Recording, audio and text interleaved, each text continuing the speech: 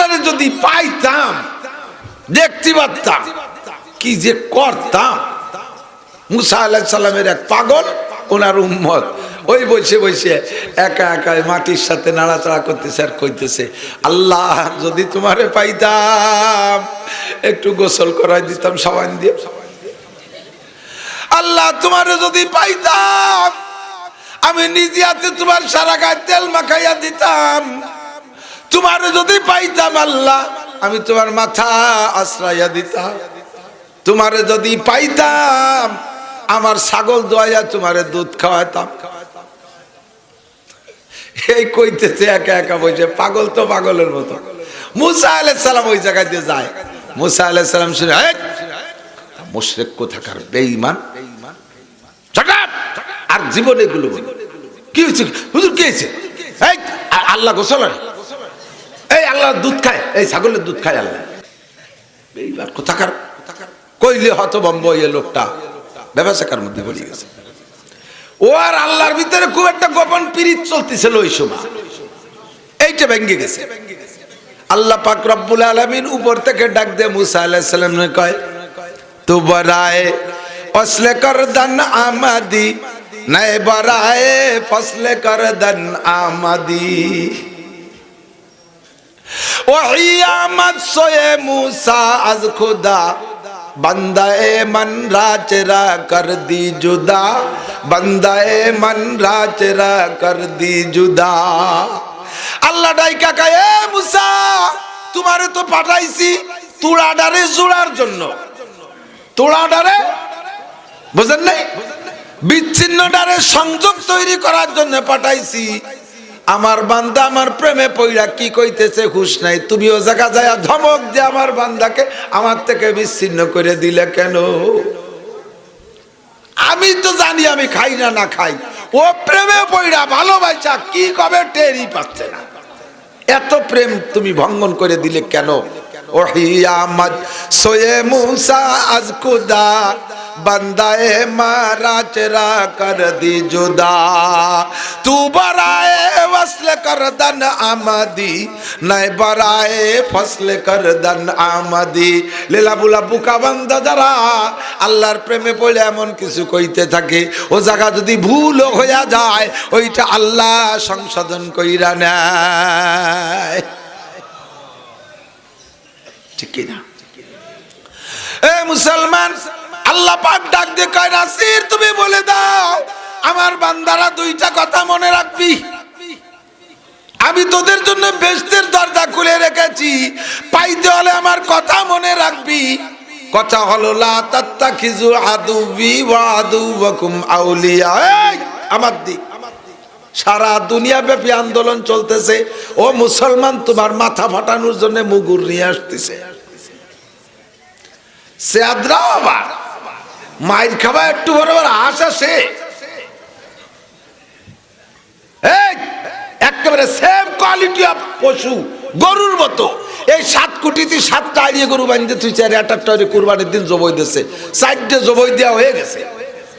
5 নম্বর 6 নম্বর 7 নম্বর আলালা ওকে বুঝা উচিত না যে এবার সিরিয়াল আমাকে 4টের জবাই দেওয়া হয়ে গেছে, 3টে আছে, ওই 3টের সামনে যদি গ্রাম্য বাংলায় কয়া লাগে ডাহা গাইয়েরটা নিয়ে দেয়, ও কি চুপ করে থাকবে? ও জায়গা ওর যা স্বভাব ওটা প্রয়োগ করবে না। ওইটা গরু, ও জানে যে একটু পরে আবার জবাই হবে, তারপরও তার যা স্বভাব সে স্বভাব সে প্রয়োগ করেই যায়। এটা হলো পশু। মুসলমান এবারে মারছে সুসি রোহিঙ্গা মুসলমানকে, ও বাসে কাশ্মীর বাড়ির দ্বারা মারতেছে মুসলমানদেরকে হিন্দুরা, ও বাসে আফগানে মারলো, ইরাকে মারলো, লিবিয়ায় মারলো, ফিলিস্তিনে মারলো, চেচনিয়া মারলো, বসনিয়া মারলো, হার্জেগোভিনা মারলো, সারা দুনিয়ায় মুসলমান মারতেছে। পেটের মধ্যে এত কয়টা বাঙালি মুসলমান এই জায়গা হাসো কোন মুখ দিয়ে? এরপরে আসতেছে তোমাকে তো মুগুরি গুমা আই নিয়ে, আবার আশা সে ওই গরুটা যেমন আমার অবস্থা তাই হয়েছে, এত মায়ের আসতেছে পিছন দিয়ে, এরপরে পালা আমার জবাই আমার হবে, তারপর আমি হাসি।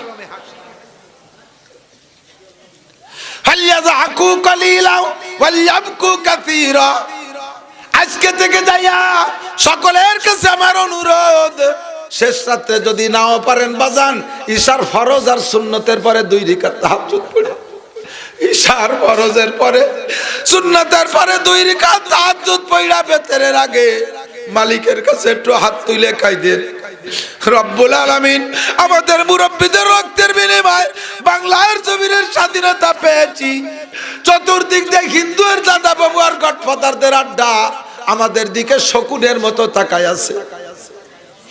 বাংলার জমিনে উলামায়ে কেরাম বেশি, বাংলার জমিনে মসজিদ বেশি। দ্বিতীয় বৃহত্তর মুসলিম কান্ট্রি বাংলাদেশ, সারা বিশ্ব প্রতিযোগিতায় প্রায় বাঙালি হাফেজরা প্রথম স্থান অধিকার কইরা আসে।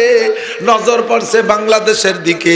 বাংলাদেশে বিশ্ব ইজতেমা, বাংলাদেশের সরকার বর্তমানে কওমি উলামায়ে কেরামকে প্রাধান্য দিচ্ছে।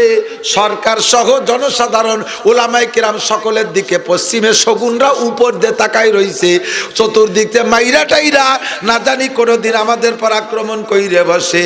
আল্লাহর কাছে ক্ষমা চাও, আল্লাহর কাছে দোয়া করো, আল্লাহ সারা দুনিয়ার মুসলমানকে ইজ্জত দাও, বাঙালি মুসলমানের ইজ্জত আর স্বাধীনতা কিয়ামত পর্যন্ত কায়েম রাখো। এই আমিন ক লাগবে না, ক যাবে না? কবাল বুড়া মুসলমান আমিনও কবে না। আরে আমিন নামাজের মধ্যে জোরে কওয়া যায় না,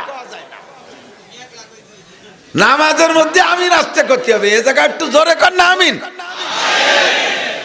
আল্লাহ কবুল করুক, বলেন আমিন। আল্লাহ আল্লাহ কায়ে নাসির কয়ে দাও, হে আমার পাগলরা, লা তাত্তাখিযু আদুব্বি ওয়া আদুওয়াকুম আউলিয়া, আমার একটা প্রাইভেট অস্ত্রদের জন্য ছেড়ে দিলাম, আমার শত্রু আর তোদের শত্রু যারা। এই এদিক, আবার এদিক ওদিক তাকায়, অস করবো না, এদিক।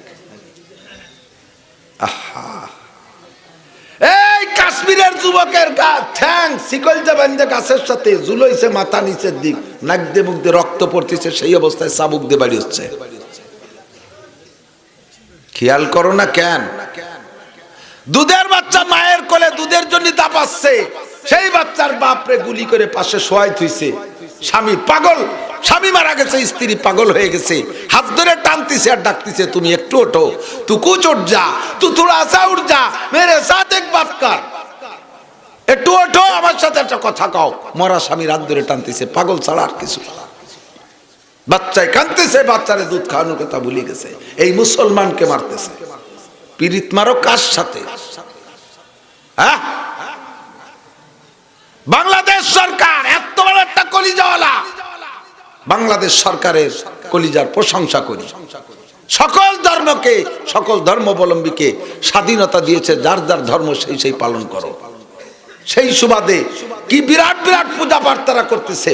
মুসলমান একটা প্যান্ডেল বানাতে যাইয়ে পয়সা পাও না, গেট বানাইছে একটা হিন্দুরা পূজার গেট, 5 লাখ 7 লাখ 8 লাখ 10 লক্ষ টাকা খরচ করি ইন্ডিয়ান ইঞ্জিনিয়ার আইনে, ইঞ্জিনিয়ার মিস্ত্রি আইনে ইন্ডিয়াতে এদেশে গেট বানায় পুজো করতেছে। সপ্তাহব্যাপী, মাসব্যাপী ডোলের বাড়িতে মসজিদের মুসল্লি পেশাব করে দিচ্ছে। স্বাধীনতা আছে না নাই? তাকে স্বাধীনতা আছে না? বুদ্ধদের স্বাধীনতা আছে। গারো, হাজং, কোচ, চাকমা, মুরং, লুসাই, ত্রিপুরা, ওই পাহাড়ি যত জাতি আছে সবার ধর্মীয় স্বাধীনতা আছে। বাংলাদেশের মুসলমানেরও আছে, আছে না নাই? আছে, অস্বীকার করার দরকার নাই, আছে। আল্লাহ কিন্তু তারা তাদেরটা করুক, তোমরা তোমাদেরটা করো। তারা তাদেরটা করুক, লাকুম দীনুকুম ওয়ালিয়া দিন। পড়েন, লাকুম দীনুকুম ওয়ালিয়া দিন। তোমাদের দিন নিয়ে তোমরা থাকো, আমার দিন নিয়ে আমি থাকি। তাদের ধর্ম আছে, তারা নিয়ে করুক, আমাদের ধর্ম আমরা করব। কথা বলেন ঠিক? তবে তাদের ধর্মের কোন স্বীকৃতি উপর থেকে আছে?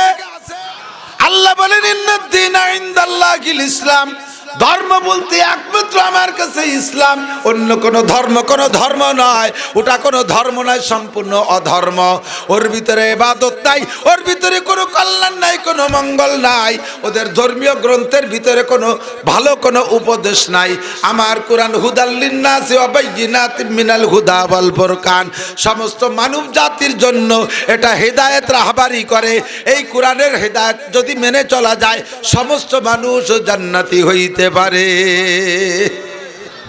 মানবতা শিক্ষার একমাত্র গ্রন্থ মানবতা, শুধু জান্নাত নয়। মুসলমান মনে করছে যে কোরআন দিয়ে খালি জান্নাতে পারে, নো। মানবতা শিক্ষার একমাত্র সিলেবাস, মানবতা শিক্ষার একমাত্র শিক্ষা কোর্সের নাম আল কোরআন, আর তার ব্যাখ্যা আল হাদিস। কথা বলেন ঠিক কি ঠিক না?